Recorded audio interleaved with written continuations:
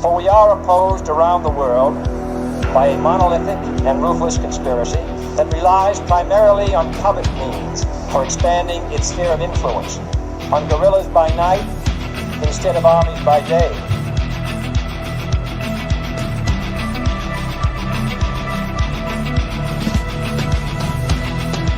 On infiltration instead of invasion, on subversion instead of elections. If I were the devil, I'd take from those who have and give to those who want it until I had killed the incentive of the ambitious.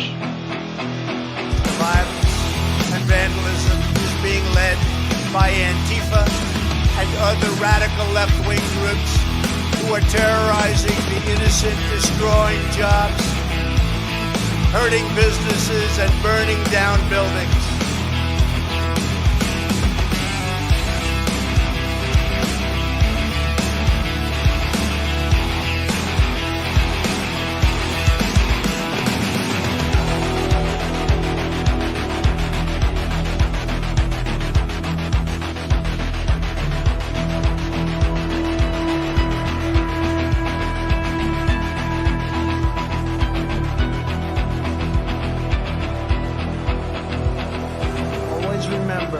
They are coming after me because I am fighting for you. That's what's happening.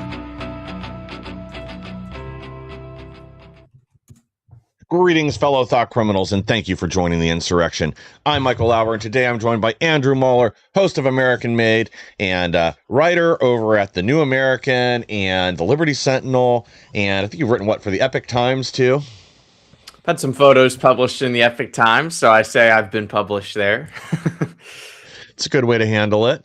But yeah, yep. As it's another day, and we've got even more craziness, more betrayals from Republicans in Congress, and I really think the mask is coming off for the left. Socialist activist says another quiet part out loud. Details the plan to install politicians from the global South. What they mean by this is basically anybody that is from South America, Africa, the Middle East, or anybody that is anti-Western values, and preferably, candidates that aren't white. The mask really is slipping. I think there is an element within the current Democrat power structure that doesn't want to go down this path. Like we mentioned yesterday, there was a person in the House that tried to get a coalition against socialism together for the Democrats, and she could only find 12 members, and I think including herself, that wanted to sign on to that, because I think most of them, even the ones that don't agree with this tactic and don't like these DSA candidates, there is no truth but power, so they're getting behind them. We'll discuss that more with some of these other upcoming stories. But this is the Red-Green Alliance in action, too. As we're seeing, they're continuing to embrace more Islamist candidates. They are staying away from Christians. Or if they do have a Christian candidate, somebody like James Talrico or this other moonbat I was just reading about, and I don't remember what state, that says, hang on, I'll pull this back up in a second, but says that the Bible's riddled with errors. So, not real Christians, people that are infiltrators, apostates trying to take it apart from the inside because, again, the left believes in flexible morality and intersectionality as long as it leads to more power and it furthers their goals. But they are making deals with the devil right now. However, I'm not so optimistic that it's going to hurt them in the upcoming election. Yeah, I think it'll probably hurt them with middle-of-the-road normie voters to a certain extent. But even there, I'm not so sure with how corrupted our schools are, and have just been pumping this propaganda to people for years. There's probably a lot of them that say, oh, well, maybe now is the time to try socialism. Obviously, I can't buy a house in New York while spending, $1,000 a week on DoorDash. So it's the system. It's not my personal actions that are preventing me from moving my life forward. Because an excuse is always easier to swallow than reality. But this is growing power within the left, and it is a danger to our country. If Mike Johnson had any testicles, he'd refuse to seat them. But I just don't see that happening either because our side is just so weak. True. And when you brought up the global South, I haven't heard that phrase in a while, but it's interesting. As a reporter going alongside Alex Newman to a lot of the UN summits, I've been to, at this point, 3 or 4. Went to the Summit of the Future in New York, COP30, COP 29. There There might have been a fourth one, but anyway, they use this phrase, the global South, frequently at these meetings. And I always kind of wondered what it meant, because they talk about reparations for the global South. They talk about the voice of the global South, representation from the global South. But I really do believe that it's anything but white countries. That's what they're referring to. It's America, Europe. They want to highlight pretty much any part of the world other than the white parts, of America and Europe. So that needs to raise an alarm. And the fact that they said that does, really make you wonder, are they a part of this sort of conspiracy for global control? Because they're using the same vernacular, they're using the same buzzwords. There just always seems to be these tells of organized collaboration. So the DSA is a real threat. I was at a GOP meeting last night in the county in which I live, and everyone was talking about the DSA. What are we going to do about the DSA? What are we going to do about socialism? All these issues. And I think one thing that Republicans need to get a lot better at is, instead of looking at the DSA and Zohran Mamdani and all these people who are, really online, they have a message that resonates with youth. They're slick in their presentations. Instead of us just saying the same old tiresome talking points again, socialism works until you run out of other people's money, all those sorts of things. They're true, but they're catchy little one-liners that are boomers, usually use. And we need to actually come up with real policy, real ideas, real political answers to the issues of affordability, mass migration, jobs. And if we don't do that as Republicans, the DSA will win. We all know they're not going to be successful. We all know the little phrases are true, that socialism works until you run out of somebody else's money. We all know that that's real. But young people who can't afford a house, who can't get a job, who are told to go to college but have student loaned up to their eyebrows, they can't afford a 2-bedroom, 1-bath apartment. Like, those people are desperate. Those people are not going to be thinking perhaps as deeply as they should, because they have a very emergency situation on their hands, a very emergent situation on their hands. So Republicans need to meet the moment. They need to actually come up with some real policy here. And they need to quit throwing out one-liners and just saying, point me to one country that socialism's worked in. And all these lines. It's like, yes, that's all true. That's real. But what are you going to do about these issues? Because these clowns are coming up with solutions, and I vehemently disagree with them, but they're solutions, and Republicans need to be doing the same thing. Exactly. Instead of just dismissing the problem, it isn't all nothing. Like, there is some legitimacy to some of what Gen Z and others are complaining about right now. Now, I do think it is multifaceted. Some of it is the decisions that they make and how they prioritize themselves and self-care and spending they do on things that are not necessities. And this gets back to the education system. You know what? That's an opportunity too for us to push our agenda forward. Again, we've got to start looking to the left and what is effective. Don't let a crisis go to waste. This would be a time to cut off funding for a lot of these colleges that are pushing out the useless gender studies and grievance studies degrees and underwater basket weaving and whatever else that are useless, where you're saddling people with debt unnecessarily right as they're entering the real world, giving them degrees that they will never be able to use for anything, that only qualifies them to be a barista at Starbucks, as the joke goes. But you're right. We have to present them with actual solutions and things that, what's a good way to put it? Like, reframing their life choices, but also real solutions to address some of the legitimate concerns they do have. Otherwise, like you said, they will take any answer, even if it's a bad one, because it doesn't hold them responsible. Instead, it makes society responsible for bad things, and it is a blend of both. But here's another one. Linda Sarsour declares it's time to replace the Declaration of Independence. They want a new Declaration of Independence from the tyrannical, westernized American government and our values, specifically our Christian values that we were founded on.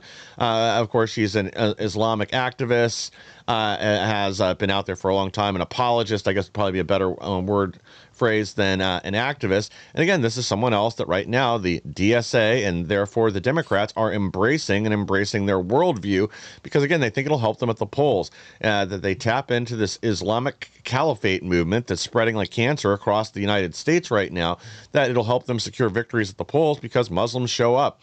And, they're not entirely wrong about this. In London recently, this is what you had. You had family voting. Muslims would go out with everybody in their household. We know that the election watchers were essentially just letting them all vote, whether they were registered or not. And then this shifted several races in the local elections in London. But again, this is the same tired old idea of intersectionality. It's not going to work for them in the long run. But my concern isn't the long run. It's the upcoming election.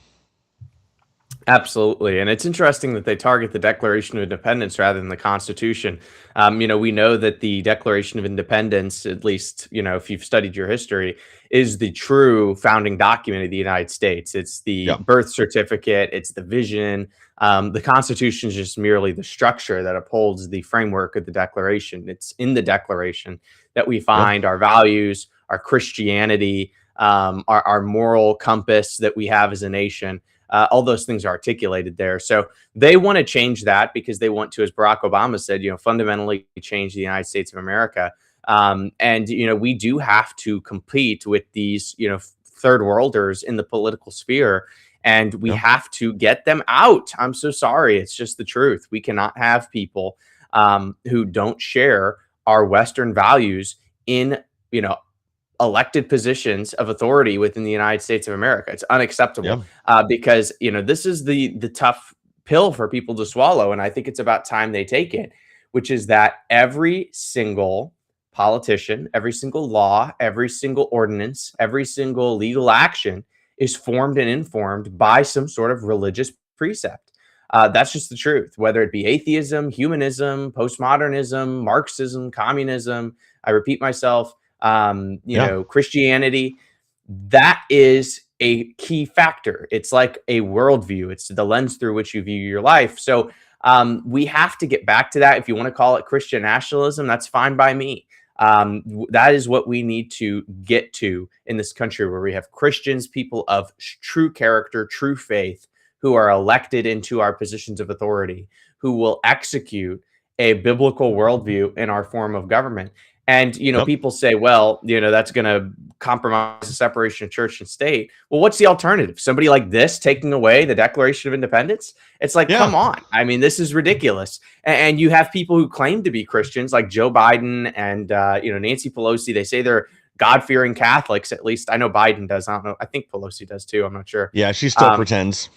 Yeah, but these people are not Christians. I'm sorry. I mean, only God knows the heart, but I mean, you can also know them by their fruits, right? I mean, these people are not Christians. So we need to really start getting back to looking at people's faith. That used to be a big deal in our country. What is this person standing in their church? What is this person's convictions? Do they have a sense of responsibility and duty? That used to be a big deal. Now it's just become, will they read the talking points? Will they get endorsed by the people I like? That is ridiculous. If we're going to combat women like this and people like this who want to destroy the foundations of America, we're going to have to get really serious, really fast about getting Christian nationalists back into power. And by Christian nationalists, it's like, let's break that down for a second. You're a Christian. You believe in the Bible. You believe in Jesus Christ. That's what a Christian is. And you're a nationalist because you're not a globalist.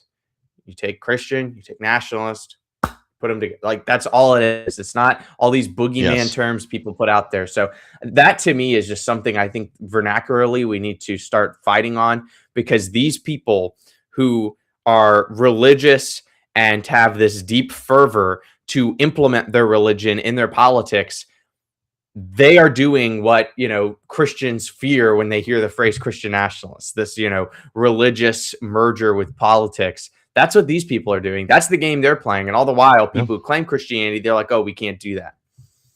Yeah, they don't back away from it at all. Right now, Muslims running for office allow their faith to inform their decision making. They're very clear about it. This is what the foundation for their morality is, and why they make the decisions that they do. But if you're a Christian, you say essentially the same thing. Suddenly, they treat you like it's the emergence of the Fourth Reich. You're exactly right that we have to start standing for the Christian values our nation was founded on. We have to make that clear and let it be known that these people that are anti-Westerners, anti-Christian, anti-America are not welcome anywhere near the halls of Congress. Again, we still have the Communist Control Act in effect. We just have to actually utilize the power that's bestowed upon our elected leaders and enforce the law as written. It goes beyond just even candidates, though. We also have, Hassan Piker praises murderer Mao Zedong. 80 million Chinese people were killed under his Cultural Revolution. He's also, again, praising Cuba. And I thought this guy was supposed to be going to jail anyway. What happened to that? Didn't he take money from the Cuban government? But, once again, they'll tease this stuff out there and not follow through. But Jamie Raskin was also here at this event, basically giving him a nod and a wink. This is the future. These DSA socialists, that's what their party is going to become. So pay attention to their words. I also saw Pocahontas, Elizabeth Warren, she's now endorsed this other Muslim DSA candidate up in Michigan. Everybody saw how well her endorsement of Graham Plattner went in Maine. But again, these people don't care. It is no truth but power, and they will utilize any avenue they can to gain that power. But our side had better start actually fighting back and following through. If you have Hassan Piker dead to rights on numerous violations and taking money from an enemy of the United States, then actually arrest this guy. Let's throw him in jail. We have the power to do that. We gave it to you for a reason, and it's because we want you to actually enforce the law. And this is the critical problem the right has right now is no one's been arrested for any of this stuff. They keep unveiling more and more documents telling us there's grand juries. We've got 80 indictments for election fraud in Georgia. We're working on this. We're working on that. Well, I haven't seen anybody in handcuffs yet, and we're at a critical point now. We're a few months away from the midterms. Still, no one's been arrested. I keep wanting to be hopeful that, especially with this election fraud and the documents that were just released, that maybe we'll see something happen. But until it does, they are going to continue to march forward and trample the United States of America. Yeah, and let's remember Hassan Piker, is also the guy who electrocutes his dog. He's the guy who said capitalist blood needs to run in the street. He said we need to kill those people, referring to political enemies. Hassan Piker is about as dirty as they come.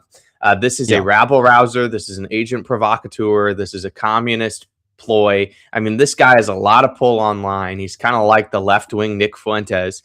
And that's what he exists to do. And he does it very well, unfortunately.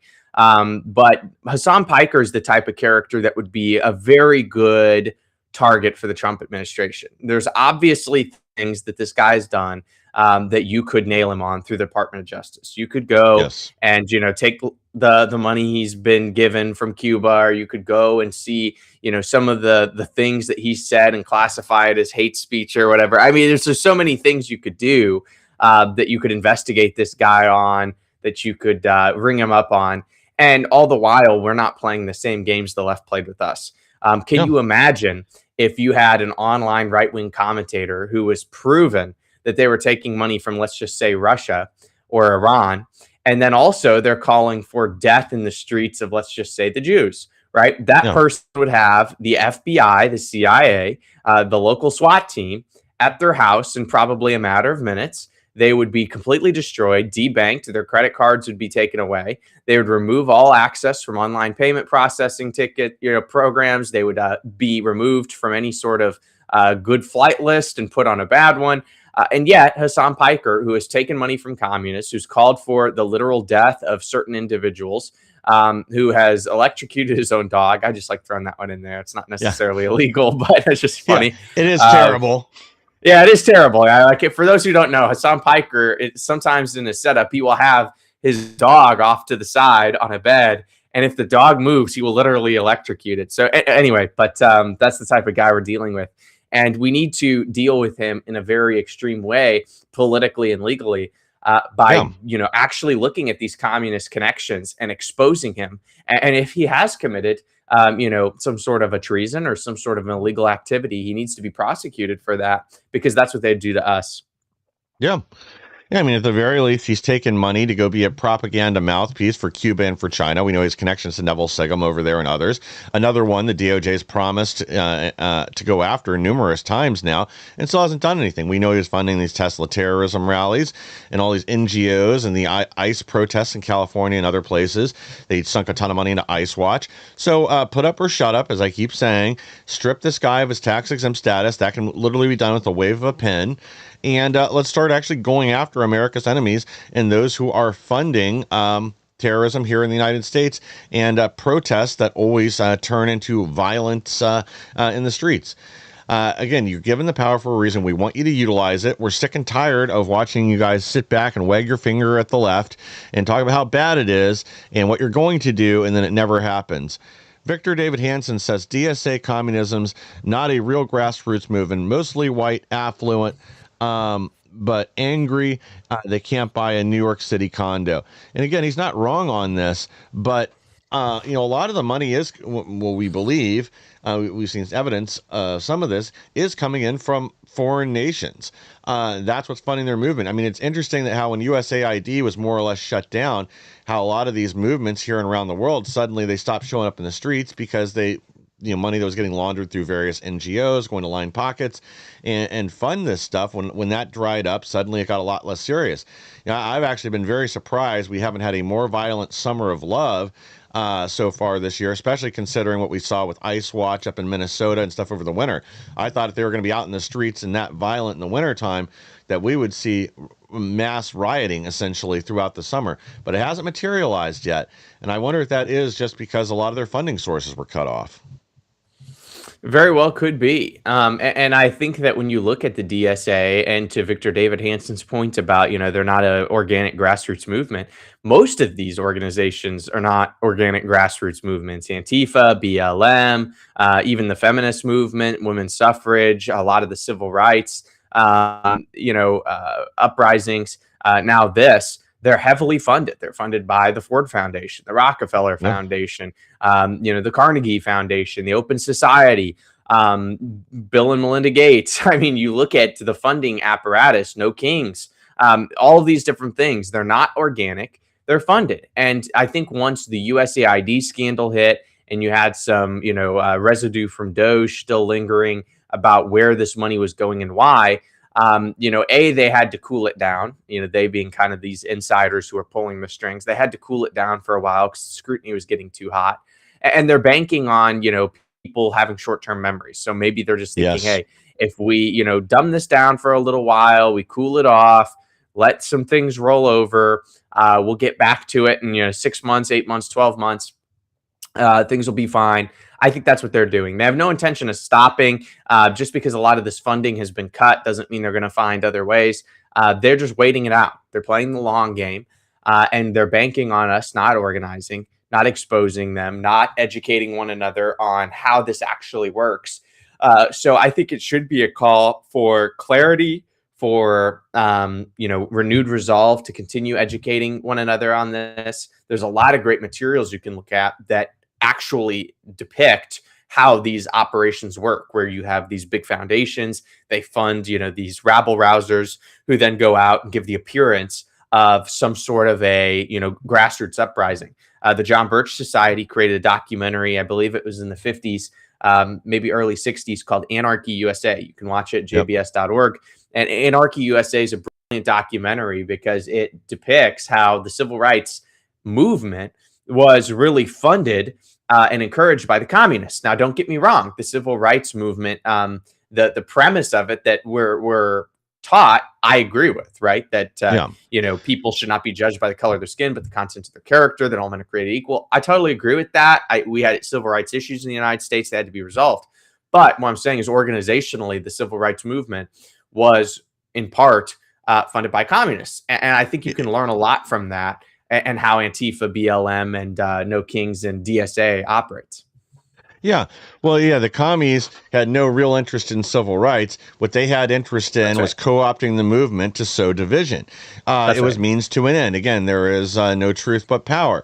How do you gain that? How do you cripple your enemy? You sow division. And again, guys, if you have not seen Anarchy USA, it is up for free. I'll try to tweet a link of it out later today, because it is Great. very enlightening to go through, especially considering when this documentary was made, in either the late 50s or early 60s, and how true what you're seeing in there is today. That the tactics really have not changed that much. The methodology remains the same. Things have just gotten modernized. Terminology's changed.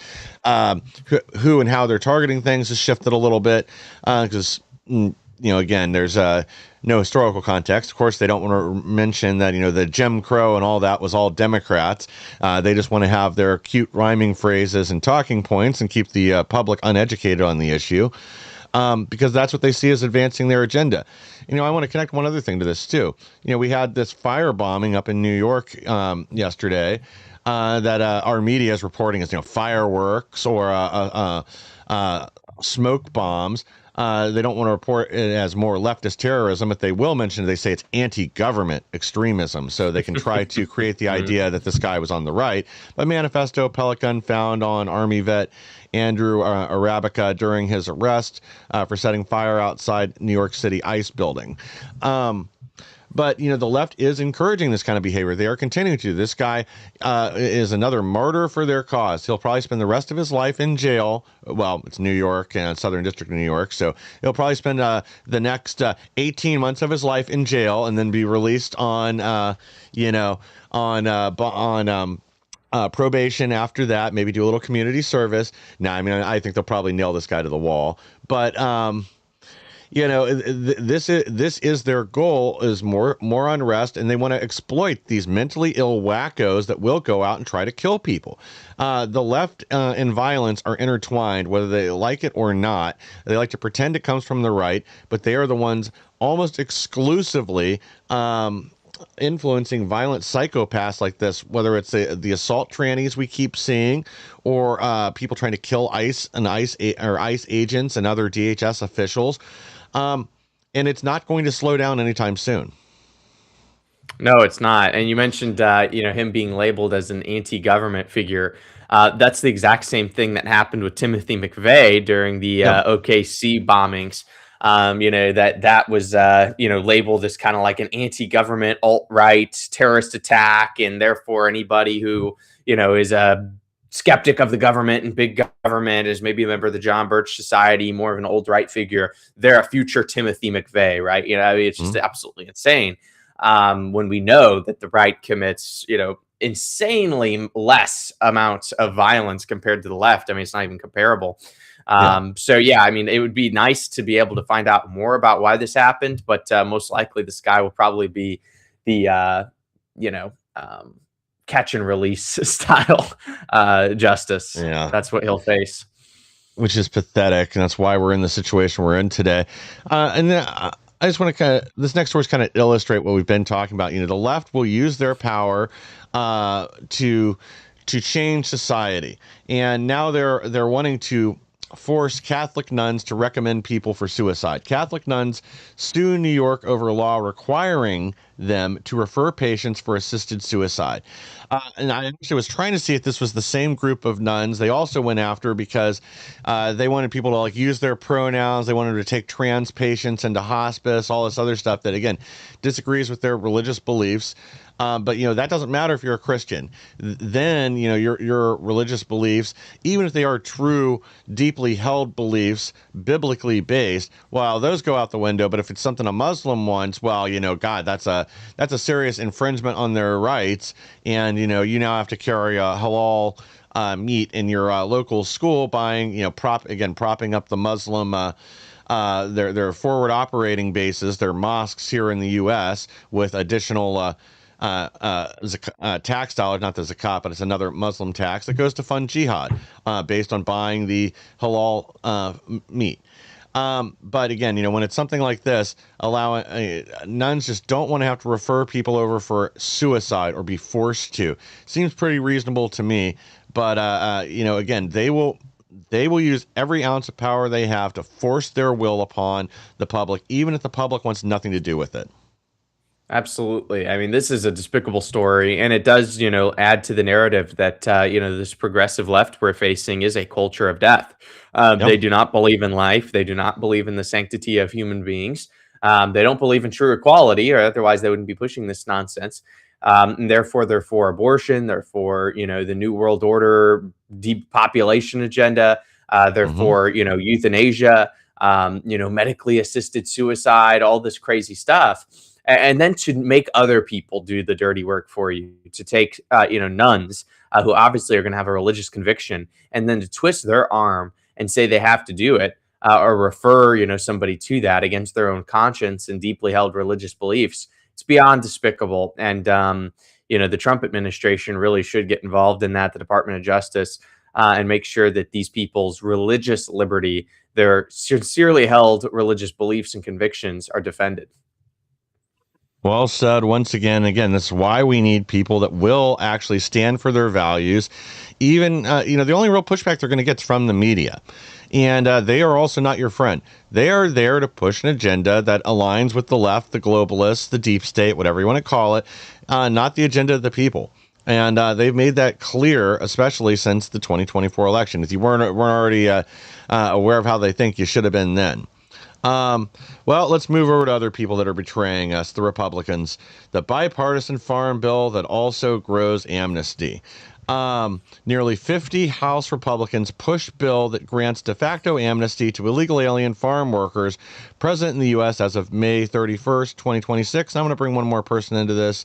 Markwayne Mullins faces fresh backlash after DHS officials reportedly meet with business lobby pushing cheap illegal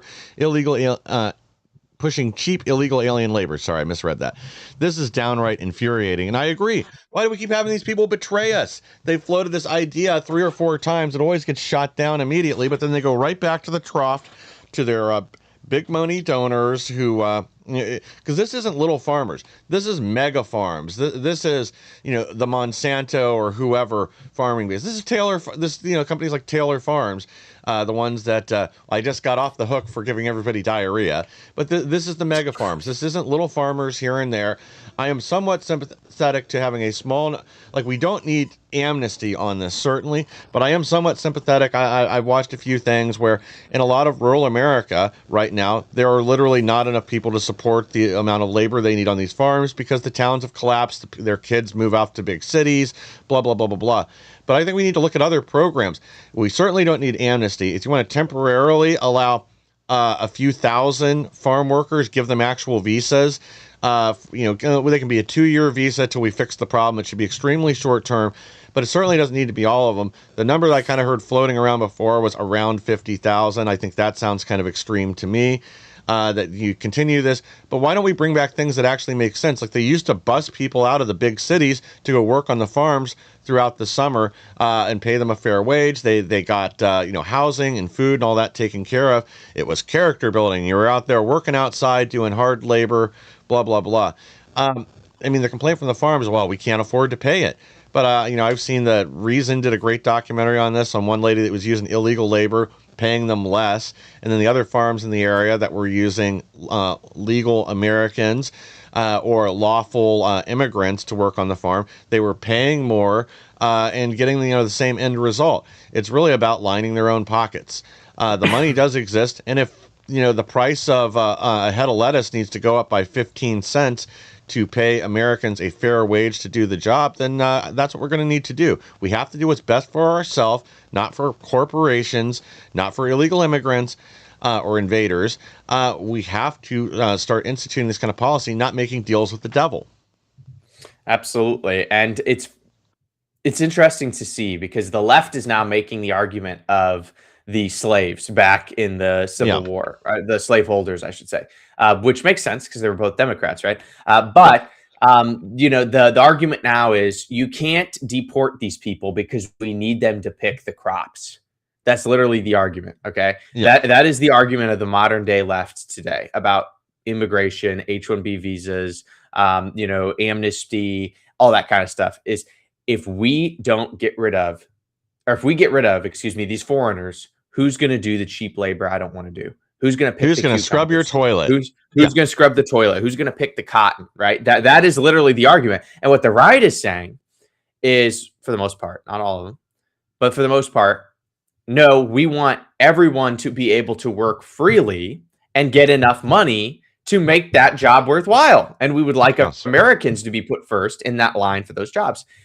And then the left is saying the whole cotton picking, cucumber picking, agriculture thing. So amnesty, we throw that word around a lot. Maybe somebody's new to politics, they're watching the show. Amnesty is a pardon or extension by a government to a group or class of people for a political offense or breaking the law. So amnesty would be basically a blank check, a blanket of forgiveness for people who've come into this country illegally. It would be looking at, let's just say, let's just pick a number, 30% of the illegal immigrants here. And we say, hey, you guys have been here for X amount of years. You've contributed this. Therefore, we're just going to wipe out, the illegal record. It's going to be forgiven. That's what they're trying to do. And the trouble with that is, A, it's immoral, right? Because these people did break the law. You're doing a collectivist pardon, collectivist amnesty, rather than looking at individuals. B, it's a complete betrayal of the mandate of the American people that they made very clearly in 2016, 2020, and 2024 that we wanted a mass deportation of all illegal immigrants.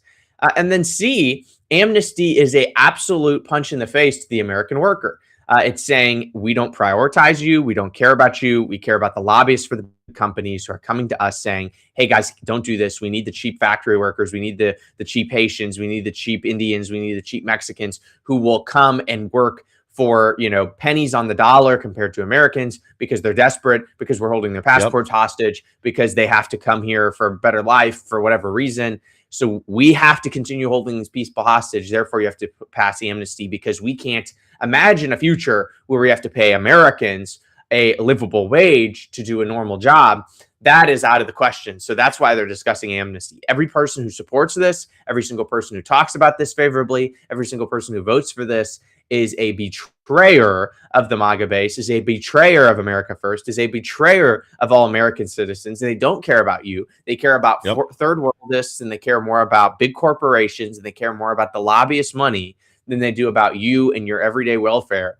And the argument that, well, Americans can't do these jobs, they won't do these jobs, that's hogwash. Look at New York City, look at Chicago, look at Detroit, look at Los Angeles, look at the skyscrapers, look at the roads. That was built by Americans. That was built by patriotic, in large part, Anglo-Saxon whites who came to this country, who built this country, who worked their guts out. These were cities and skyscrapers and infrastructures that were started in the early 1900s. They were not built by Mexicans who just came here over the last 3 or 4 decades. It was built by our grandfathers, our great-grandfathers, our great-great-grandfathers. And Americans can and will work if the chessboard is set economically to be America first. If our dollar has strength, if the benefits are good, if the economy is in favor of Americans, we will work. It's when inflation's horrible, when the welfare state is enlarged, that you have the problems you have today. So this is a massive, massive spit in the face, and it's unacceptable. Yeah, well said. And this is my other thing is it's not going to end with farm workers, as you kind of alluded to. This will be expanded. If they push through de facto amnesty for an unknown number of migrant farm workers that are here illegally, this will spill over into factory workers and warehouses and everything else, because big business will see, hey, the Congress already fell for this bullshit, so we can use this to depress wages in other fields. And unfortunately, one of the things the left is right about, at least part of the time, is that's all that some of these people that run these big companies really care about is the bottom line. And as I said, if there were a temporary, 1-2 year maximum, no amnesty, but lawful visas for a small number of farm workers to just secure areas where there literally is nobody there. Like some places out in Iowa, out in the middle of nowhere, where the towns nearby, all these farms have collapsed, and a few other places like that. I guess farming country in California, there's not enough local residents to actually meet the need of the farms that are out there. Okay, fine. But that seems like a problem we can fix internally. And that's what we need to get on. Now, these 15 betrayers, every last one of these, 49 people that have betrayed America on the right. I mean, we'll get to the 4 Democrats first: Donald Davis, Vincent Gonzalez, Maggie Goodlander, and Josh Riley. I mean, I expect that from the left. But if this person's in your area, call their call their office. If they haven't had their primary yet, vote against them. Find someone else that is more worthy for that seat. We need to make sure they are removed, and every one of these people needs targeted in 2028 for removal. So we need to get behind this now and start finding people that can run against them, because some of these are probably going to surprise you. Rick Allen, Don Bacon, no surprise there, James Bard, Cliff Bentz, Mike Bost, Monica De La Cruz, Troy Downing, Chuck Edwards, Gabe Evans, Julie Federchak, Randy Feinstra. Sorry, I thought I butchered a name. Brad Finstad, Michelle Fishbach, Charles Chuck Fleischman, Mike Flood, Brett Guthrie, Bill Hazenga, Brian Jack, Mike Kelly, Trent Kelly, David Kustoff, Darren LaHood, no surprise there, Nicholas Longworthy, Laurel M. Lee, Celeste Malloy, Michael McCall, Mark Mesmer, Daniel Mauser, Marietta Miller Meeks, yep, no surprise, John Rulingar, Tim Moore, Dan Newhouse, Mike Rogers, again, David Roser, Maria Elvira Salazar, no surprise, Austin Scott, yeah, she's terrible, Pete Sessions, Michael Simpson, Lloyd Smucker, David Taylor, Claudia Tenney, David Valadow, Jefferson Van Drew, Jeff Van Drew, again, no surprise, Derek Van Orden, Joe Wilson, Robert Whitman, and Ryan Zink, which is a real disappointment. Zink, I've talked to before, and that's pathetic. But again, like I have no,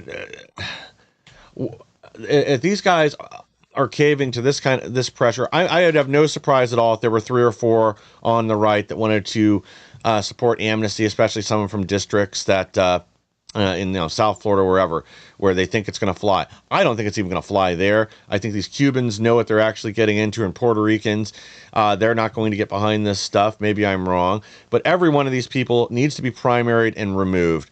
This is disgusting. You're siding against America's interest, and you know it. And this, we have to put a stop to this once and for all. We have to get people in Congress that will actually execute the will of the American people, and that will is mass deportations. Yeah, it certainly is. And as I've said on this program many times, this is the issue that touches all the other issues.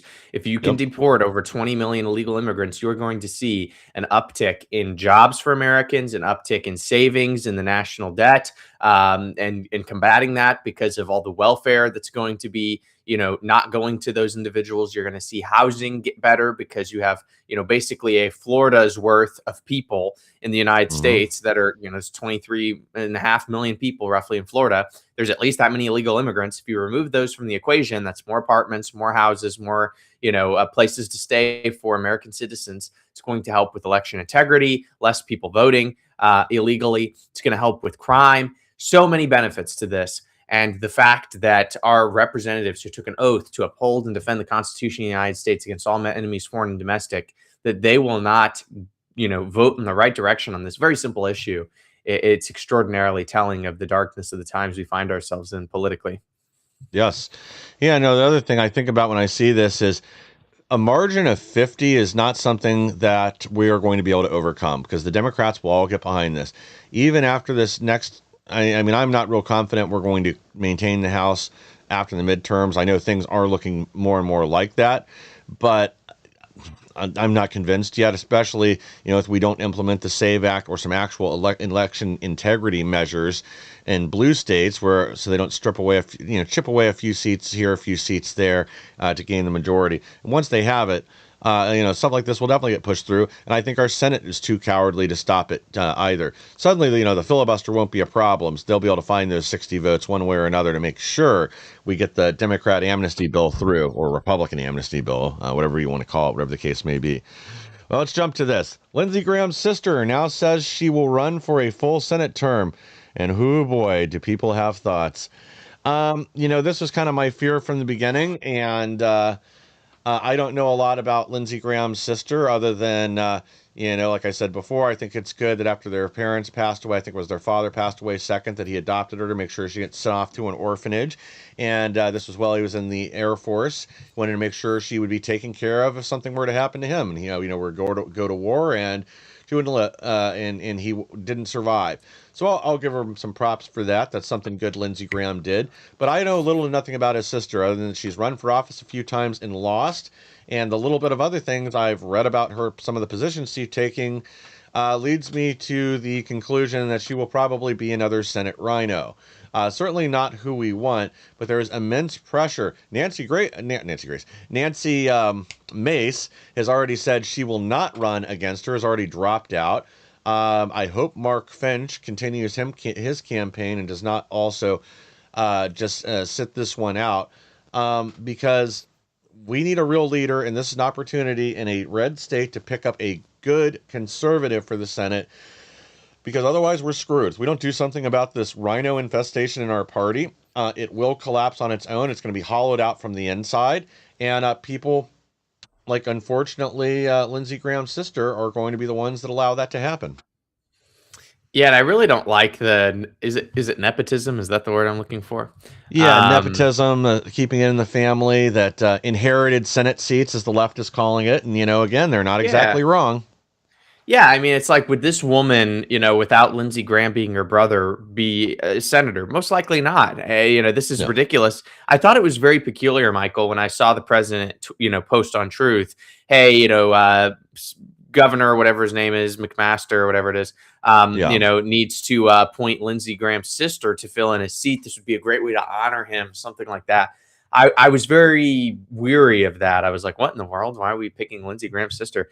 And of course, lo and behold, that's exactly what happened. So something odd is going on. I don't really like it. I think it is nepotism. We can't have a political system where, you have somebody like Lindsey Graham, then the president says, oh, pick their sister. And then all the big GOP, MAGA, elites come together and surround themselves around her. And now she's just kind of crammed into this. That's not representative government. No. The people need to have a free and open primary. And, it's kind of also carrying on the power of the incumbency, if you think about it, right? Because if Lindsey Graham were going to pass away, which he obviously did, you'd hypothetically have an open seat that would be, two people who are non-incumbents coming to run. And you would have open debates, you'd have forums, it would be very lively. Now you're basically continuing that power of incumbency by attaching this, last name to, the situation. It's just not good. It's not a good look. No, not even a little. And sorry, I'm looking for something else on Mitch McConnell right now to see if they've confirmed whether he's actually dead or alive yet, because I'm leaning more and more towards his he's reached room temperature. We'll leave it at that. Or he's brain dead. But you're exactly right. Like, this is not aristocracy. It should not be passed down to somebody just because they're next of kin. Now, as other people have said, she was a powerful member of the House, or a, conservative commentator that had been leading the way for Trump's agenda for years and had a giant following. If it was, okay, put her in this seat, she's going to serve there for a few months. Then we're going to let the voters of South Carolina choose who will represent them going forward. Again, I wouldn't exactly like it, but at least I could understand. Oh, she's been in the House for however many years. She's been a leader there. She at least has the pedigree. At least you can make an argument for it. And I do understand, it's his sister and wanting to honor him and all that. But this isn't how you do it. And now that it immediately flipped from I'll serve his term to I want to serve the next term too, before his corpse had even fully cooled. That's where I have a problem. I mean, it's just over a week ago that we talked about this announcement, and even then we were shaky about it. Like, I don't know if this is so good. I don't like the nepotism. I don't like how this looks. This isn't the House of Lords where things are inherited, or it's not supposed to be. We need to get away from that mentality. We need to get away from this entrenched power, people that have been there for half their lifetime. I mean, when you see senators and congressmen that have been in power for 30 to 40 years, that should be an immediate red flag. I go back and forth on term limits because I'm not fully convinced and that would actually serve our interests or not. It may even serve to further consolidate power or just move the consolidation of power from members of Congress to members of their staff, the congressional aides, and we're going to actually get to that here in a second too. But I just don't like this, and frankly, I don't think it's good for America. Rep. Anna Paulina Luna teases explosive declassified files allegedly showing former members of Congress placed foreign government agents as congressional interns, exposes no background checks required for congressional staffers. Again, upside down and backwards, but stop teasing this stuff and just release it. If you have files or records that have already been declassified that prove this, we need to get to the bottom of it. And if there's anyone that's a current member of Congress where this is still going on, they need to be prosecuted. If they are a former member of Congress and they knowingly placed foreign agents within earshot of classified records or anything else, we need full investigations. And again, there have to actually be consequences when people violate the law or put America's security at risk. People have to go to jail. We can't keep pretending this isn't a problem. So true. And, I'm thinking about JD Vance on Joe Rogan when you're reading this story, because you remember JD Vance just went on Joe Rogan last week, watched the full thing. And Rogan's asking him about foreign governments and their influence on the United States. And JD Vance says, you know what? It doesn't bug me. It's just the name of the game. It's just how it works, right? You're going to have the Israelis influencing our government. You're going to have the Qataris influencing our government. And he goes through all these different countries and he says, America's the biggest, the baddest, the most, successful country. Of course, other governments are going to want to influence ours. It's just what happens. But he did add a caveat. He said, what does bug me, though, is when they're successful. That's what bugs me, when they're successful. And it was just this little rant, and he goes on about it, and I'm like, okay, why wouldn't it bug you? Like, they're all trying to be successful, and you're saying, well, it doesn't bug me, it's just the name of the game, but what bugs me is when they're successful. Well, shouldn't it bug you that they're trying? Because obviously they're all having some degree of success, or otherwise they wouldn't be trying, right? So you see all of this going on, and it makes you wonder, like, do these people actually want the United States to be influenced by certain governments? I think the answer to that is yes, right? Like, yes. The answer is obviously yes. Like, there are certain people like Randy Fine and others, I could go through a whole list, who actually literally want Israel to influence the United States. You have people who actually want, European countries to influence the United States. It's because, as the Bible says, all sin comes down to lust of the eyes, lust of the flesh, and the pride of life. And all these people are divorced from Christian morality for the most part in our Congress. Not all of them. There's some good people in there. I'm looking at you, Tim Burchett and Anna Paulina Luna and Chip Roy and Andy Biggs and others. But for the most part, these are people who are divorced from Christian morality. They have money they want to make. They want to be the Byron Donald style politician who comes in with the net worth of a few $100,000 and leaves with a net worth of multi-millions. That is what they're coming to do. So we have to step up against all forms of foreign influence. We did a poll on the John Birch Society, did a poll on X the other day. I thought it was a good poll. What is a bigger threat to America? Foreign enemies or domestic enemies? And everyone said domestic enemies because it makes sense, right? And what happens is our domestic enemies use our foreign enemies to push their agenda, and they guise it under the threat of foreign enemies, like, oh, the Russians are a threat to American democracy. When in reality, it's the American elites who are pushing Ukraine in this war against Russia, who are domestic enemies that are the real threat to democracy more than the Russians, right? They are what they claim to be, or they are what they claim to fight, that I should say. So stuff like this has to be exposed, and it's a little thing called treason, right? Yeah. You remember a little fella named Benedict Arnold, right? It's a little something called treason. So if you are collaborating with a foreign government to work against the best interest of the United States, that has to be treated like that. Yes. Yeah, we've got to start getting serious about it and actually protecting our interests as America.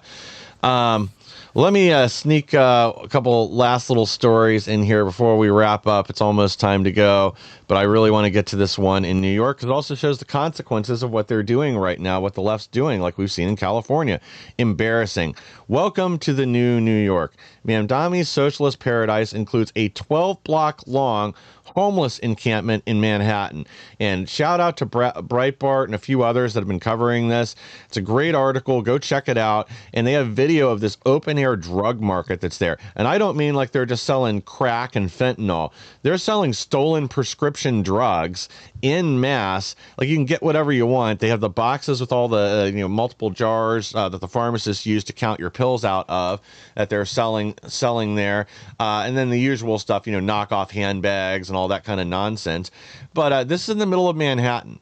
At 12 blocks long. It's not the only one. And just like in California and Oregon and parts of Washington State and Seattle, this is a growing problem. They've become a magnet for Islamists, homeless drug addicts, and other leftist psychopaths, since families are fleeing the area. They're looking at $11 billion deficit in tax revenue in New York City. And I get the left's defense of this is partially true.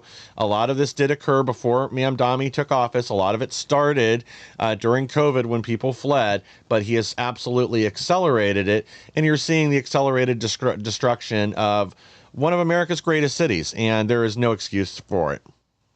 No excuse. And, I've been to New York City a handful of times. I've been into the Middle East. And in the Middle East, you have all these people set up, on the side of the street. You see this in Latin America, too. And they're selling fake Rolexes, fake watches, fake handbags, all this crap. It's crap. And they're pushing it on you, and they're forward. And that used to be something that you'd see in the global South, right? Harken back to the beginning of the show. But now you see it in New York City.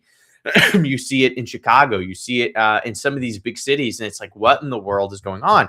And all these people are, for the most part, illegal immigrants. And it's like they're literally set up on the side of the road with a sheet down on the sidewalk with fake Louis Vuitton bags. It's like they're begging to be deported. It's like, why aren't the local law enforcement people coming after these folks with fervor? And yet, as a born again Christian, if I set up a wagon on the side of Fifth Avenue in New York City and I start handing out Bibles, there's a good chance I would get taken down, right? But yet, if you're some Indian selling fake Gucci bags and Gucci backpacks, it's like, awesome, welcome to New York.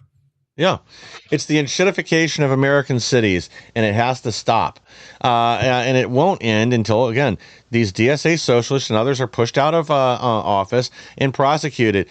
I was listening to somebody last night, and I wish I knew who this person was speaking, because I've seen them before on different networks, and they're basically saying, the only possible solution for what's going on right now is RICO charges in a bunch of different veins, like getting rid of all these teachers in our education system that are corrupting the youth, getting rid of the entrenched interests within business and other facets, getting rid of this whole homeless industrial complex, or this network of DEI proponents, that this cancer that's still within our industry and our colleges, that RICO charges are the only solution. We have to grab anybody that's even had their hands in it, charge them criminally, take them out of polite society, and make sure they're not able to, at the very least, vote again. Take that away from them. All right, last thing, and then we'll wrap up, because I didn't get to it yesterday. Congratulations to the Vance family as they welcome the first baby boy born to a sitting vice president in over 150 years. Congratulations. Wow, what an incredible picture. I just looked at that. Super funny.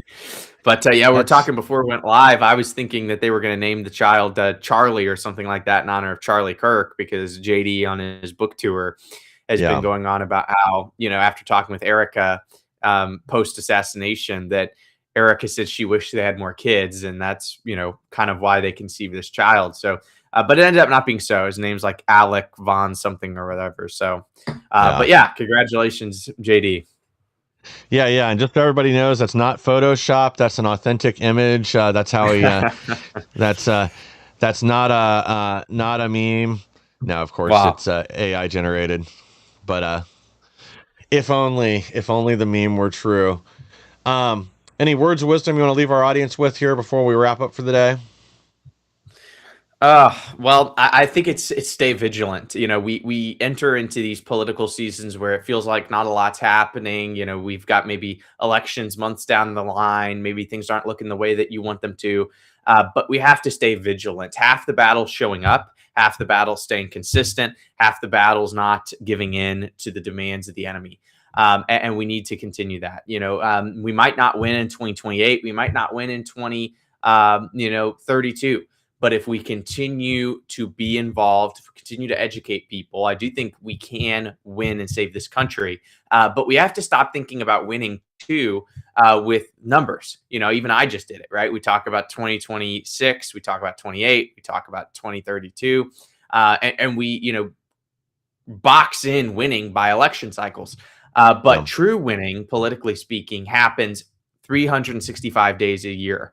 It happens by educating people at the local level, going to local GOP meetings, joining great organizations like the John Birch Society, reading good news sources like the New American, Liberty Sentinel, Ex America News, actually getting engaged, getting involved, winning over people day by day, week by week, month by month, bottom up change. That's how we win this. So don't just think about victory in terms of Congress and the White House. Think about it in terms of local engagement. And if we all do that, we will see ultimately a trickle up effect to the national level and then to those big number elections. Yeah, well said. And we have to actually utilize the power the people give our representatives, and we have to dismantle the infrastructure that the left has built around our constitutional republic. Because make no mistake, again, this what they've built, they've dug their tentacles in deep and have grafted on to the government and are using it for their own purposes. That is against the Constitution, against the rule of law, and against the will of the American people. It has to be dismantled and destroyed once and for all. And people do have to actually be prosecuted for their crimes against America and their crimes against humanity. We have to start getting serious and punish our enemies and the enemies of freedom here and globally. Andrew, thank you again for joining me today. To our audience, thank you for being here with us. Please like, share, and subscribe. Help us to grow so we can bring more people the news the mainstream media doesn't want you to hear. And I'll be back tomorrow with even more.